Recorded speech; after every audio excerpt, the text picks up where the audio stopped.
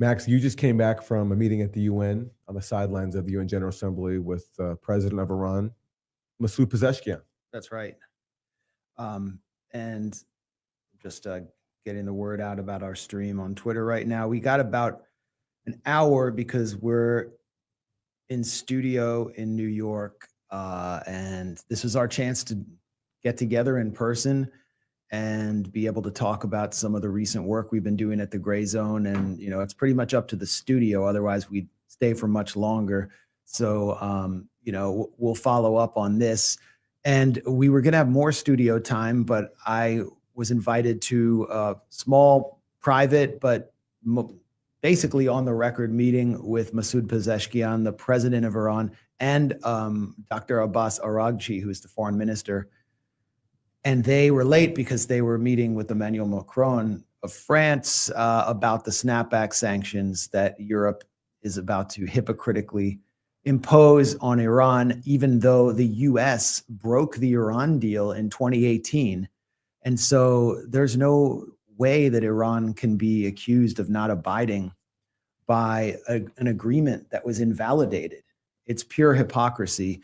And that was part of Pezeshkian's message. He focused heavily on the Gaza genocide, the assassinations by Israel, including in Qatar. Inside Iran, he mentioned the assassination of Ismail Haniyeh and said, how can you accuse us of being the chaos agents? The chaos is emanating from Israel. How can you accuse us of being terrorists when we're the victims of terrorism? He focused very heavily on the assassination program. He mentioned a book he read. I asked him directly about a speech given last Tuesday by Iran's leader, Ayatollah Ali Khamenei, who said that negotiations with the U.S. are pure folly and will only end up in more war, and it would be a declaration of surrender to re-enter negotiations with the U.S. And does that reflect his position, the position of the presidency? And I asked if he believed that Donald Trump had actually set a ruse in the last round of negotiations to lull Iran into a sense of false security so that they could be more easily targeted by the Israelis. And he didn't answer my question directly. He was clearly it sounded like he was leaving the door open for diplomacy, but he emphasized that they would only enter negotiations on certain terms and that they obviously don't trust the U.S. He brought up a book he read by someone named Mitchell Clark called Endless Wars.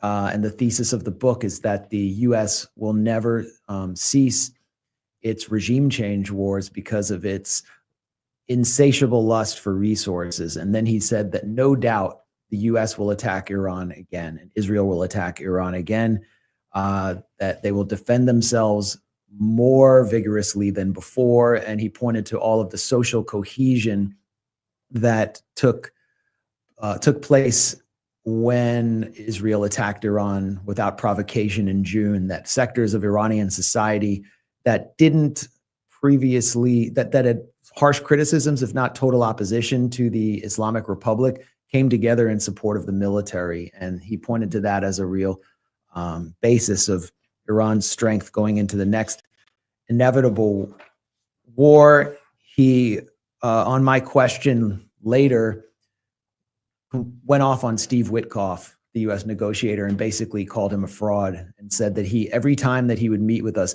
they wished they had recorded it. He would tell them one thing positive, and they would come out feeling positive, and then he'd go back to Washington and say another, which is something we've covered here a lot at the Grayzone. So they don't obviously trust the Americans.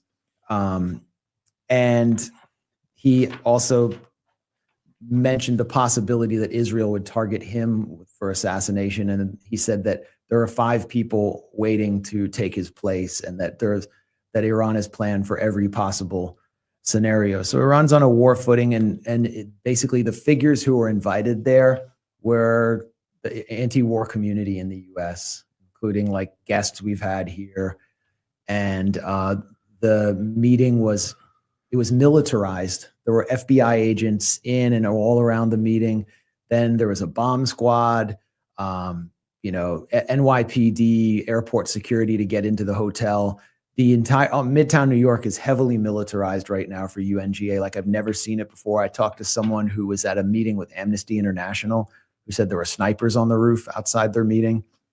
I think, it's to provide security. It's not like they're trying to menace anybody, but it's the first time the U.S. is protecting someone from the Israelis. Exactly. I mean, the Secret Service just found thousands of SIM cards that were spying devices. Yeah. I mean, what is that?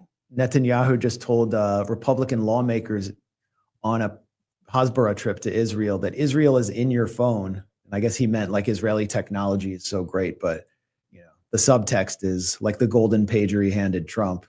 They're spying on us. They're very nervous about this meeting in particular. And Trump told a lie every second in his speech.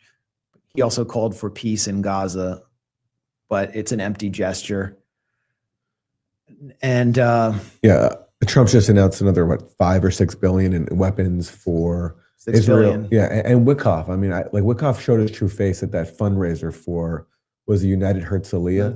United Hatzalah. Yeah, Hatzalah, when he gushed that a former head of Mossad had clapped for him. He was like, my mother would be so proud of me. I mean, that's Steve Wickoff, and that's what he's using his fake diplomacy to do.